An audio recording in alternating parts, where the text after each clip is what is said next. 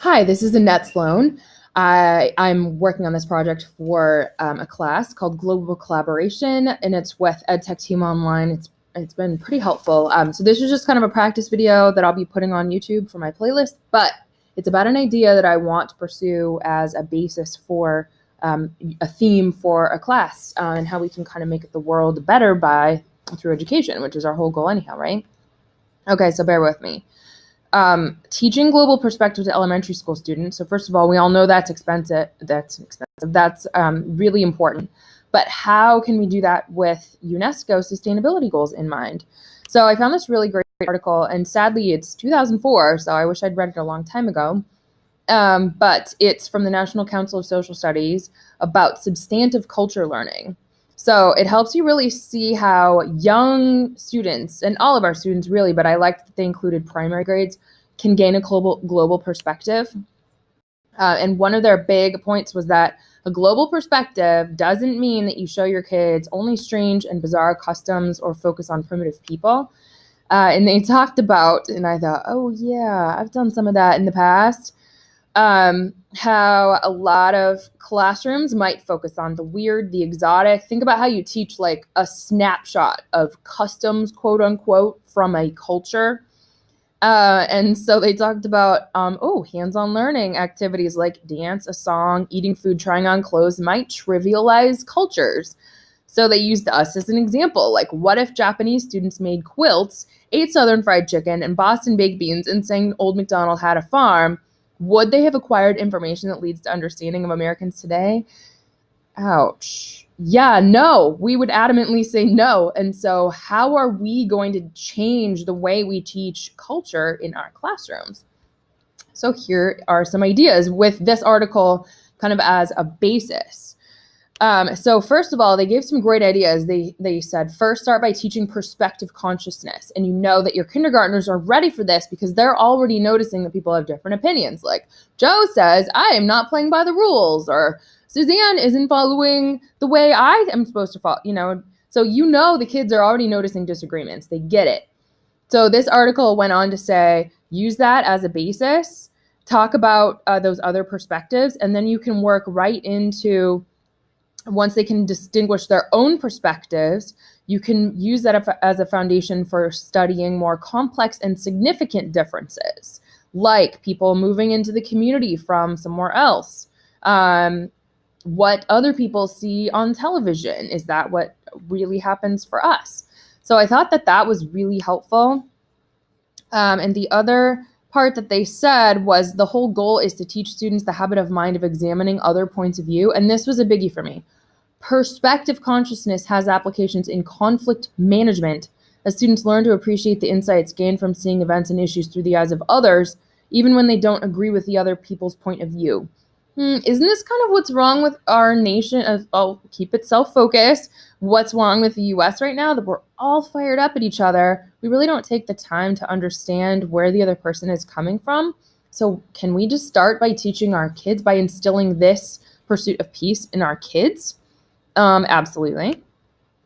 So teach students to challenge stereotypes and exotica. So that was the second point they made. So look at culture from cultural universals. And this is, to me, where the UNESCO sustainability goals come in. So check this out. Instead of looking at how our cultures are different and looking at dances and costumes and things, that's important. And the article also talked about talking about maybe 3 generations. So like 100 years ago, what was it like? And then in the middle, what was it like? And now what are things like? And we often leave out the now, which means we forget about commonalities, things that bond us across the miles. So look at UNESCO's site. Peace must be built upon the intellectual and moral solidarity of humanity. How about coming together, people? Peace must be founded upon dialogue and mutual understanding. So let's look at points of view of other people rather than finding the differences only. How about we use UNESCO sustainability goals as a basis for our conversation? So what if in kindergarten, you're Skyping with another class and you're talking about, hey, how do you guys filter water in your neighborhoods? What's the homeless rate around where you are? How do you generate electricity in your world? So we're not immediately coming at them with a standpoint of, we're your savior because we're the US and we're going to save you because obviously we know that you're third world. Like, those are all the ideas that we mostly are exposed to, but let's come across with these ideas. Talk about climate action, talk about water around where you live, talk to other kids. And that was their next point, is that you can use primary sources. Talk to the people. If you're talking about a culture, host people from that culture. Have people come in. Skype, Google Hangout. Talk to real people from that culture. Read their books. Ask kids, what books are you reading? Hey, do you guys read any books about what life is like where you are? What about life below water? I mean, talk to them about all of these ideas. So then you have this bonding across the miles, and you know that these are all goals everyone is working on everywhere, so we can come together on these.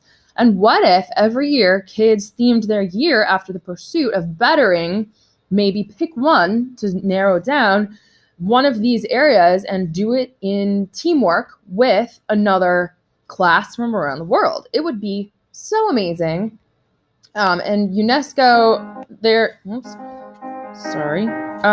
whole goal.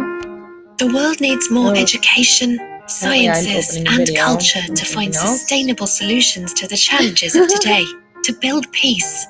Okay, pause. Journalists, okay, so apparently I started playing a UNESCO video. But UNESCO says, since wars begin in the minds of men and women, it's in the minds of men and women that the defenses of peace must be constructed.